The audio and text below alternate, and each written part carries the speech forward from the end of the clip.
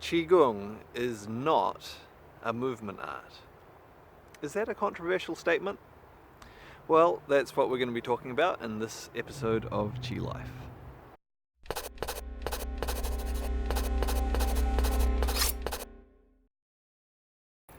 I think this is a common misconception that people have, particularly if they haven't actually done Qigong or they're new to Qigong, and they look at the gentle, slow, graceful, flowing movements that are so common in different Qigong practices, and they think that that's what Qigong is, that Qigong is all about these flowing, graceful, slow movements.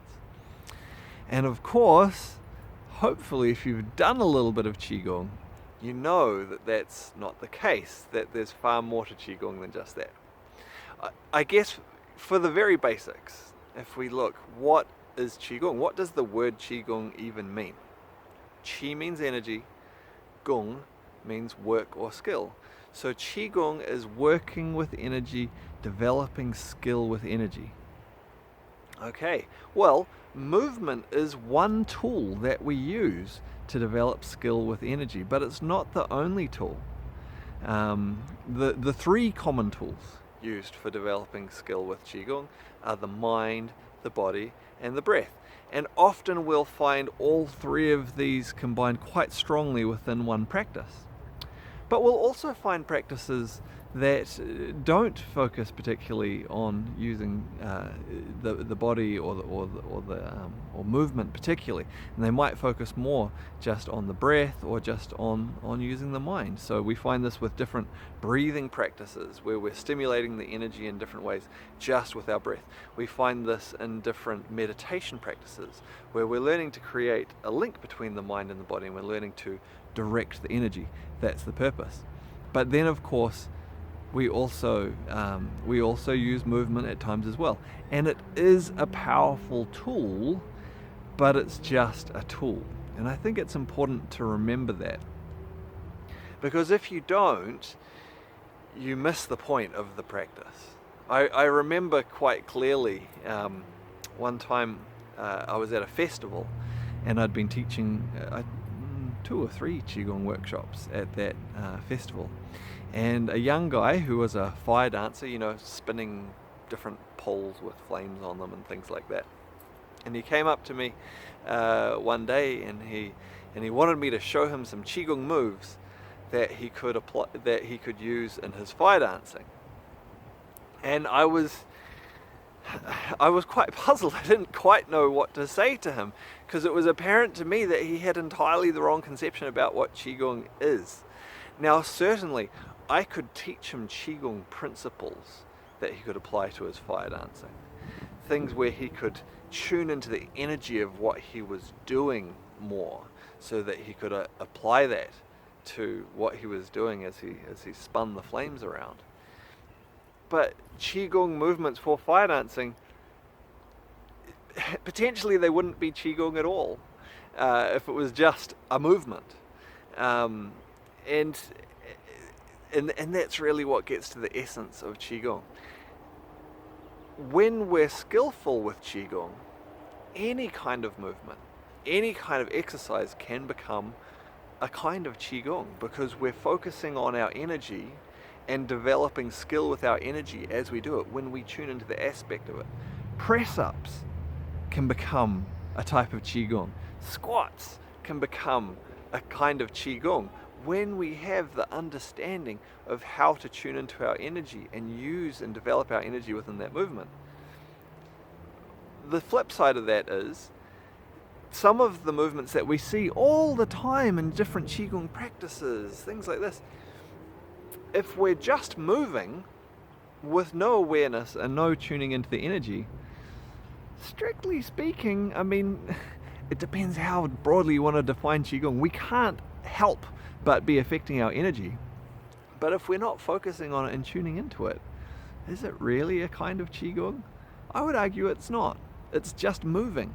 Much like another kind of exercise without awareness of the energy is a kind of exercise. It might be very good, might be healthy for you, it might have various benefits, but it's not truly Qigong unless we're developing that awareness and skill with the energy. Some of the most powerful Qigong practices, I've already mentioned meditation, of course.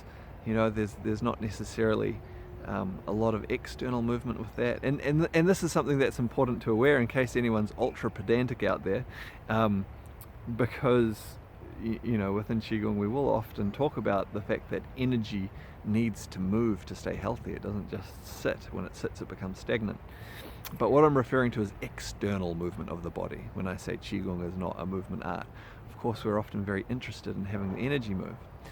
And so meditation, of course, we're primarily using the mind. The body might be very still while we meditate. Breathing, we're not necessarily moving around the body much other than, some of the muscles involved with breathing. But even in terms of using your body as a tool for Qigong, some of the most powerful practices, they are using the body, but it uses the body simply by standing still. And sometimes we'll choose different postures to stand still in because they stimulate the energy in different ways, but they're definitely not a moving art in terms of external movement. Internally, what happens as we do this is that it gets the energy to actually move more strongly by standing still externally. And we need, if you want to get the most out of your Qigong practice, you need to dig into that next layer, at least beyond the external look of an exercise and into what's happening with the energy. This is really where the magic, where the effectiveness of Qigong comes in, where it becomes more than physical movement, but it becomes about what happens with the energy inside you as you do the practice. Now, of course, there are lots of beautiful and graceful different Qigong movements, and I think if someone wants to do Qigong, or at least their initial impression of Qigong is purely as just some gentle exercise where they become more graceful, more flexible, that's awesome. That's great. People will get a lot of benefit just by following along doing gentle movements. But I think there's so much value in going deeper. And often, you can just explore the movements yourself, and if you're tuning into the energy, you can start to open the door of your awareness just by doing that. But there's a lot of value in learning properly what it is that's happening with the different exercises, so that you can understand what to focus on, understand where to find and how to work with the energy. And so there's different ways you can do this. This is, of course, where it's very valuable to find a teacher. If you are fortunate enough to have skilled teachers who you resonate with their way of doing things and teaching in your area, I highly recommend getting in touch with them and spending time practicing with them, and they can help you to learn about the energy within you and how you can work with it and develop skill with it. On the other hand, this might not be open to you. Unfortunately, there's lots of places where it's still not easy to find a Qigong teacher, in which case you might need to look at other resources. So Long White Cloud Qigong, for example, that's the school I run, we have lots of online courses where we go in depth, not just into performing the movements, but understanding what's behind the movements, how it stimulates our energy and what it's doing. And by learning this extra layer, going into the details of what happens with the energy, you're going to get the true magic, the true effectiveness of your Qigong. And of course, again, if there aren't any teachers around you, you might even be interested in studying to become a Qigong teacher yourself. When you understand those principles yourself, you're going to be able to share them with other people to help them get the true depth out of Qigong practices. So that's something you can do through Long White Cloud Qigong as well. Now, one of the things I mentioned just a little bit earlier in this vlog was that some of the practices in Qigong using the body, but use the body just standing still. Now it's a very famous kind of practice. If you've been around Qigong a little bit, you've probably seen some of it.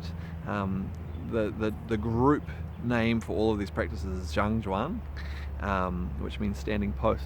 And it's a very subtle practice. It's a difficult practice for many beginner students. And so generally, I recommend that people start with movement and then they progress on to the still practices. I'm not going to talk about that too much more now. I think I'm going to do a second vlog, which will come out a little bit later, where I talk a bit more about that principle of using movement and stillness as counterpoints to each other, as ways to develop your energy. So that's something maybe you can look forward to. Anyway, I hope you enjoyed this vlog. Hopefully it's given you a little bit of food for thought about your Qigong practice. If you have enjoyed this vlog, it'd be great if you could like, comment, subscribe, share it. I'm trying to reach lots of people with this channel, so that would be really, really awesome. I look forward to seeing you on the next one.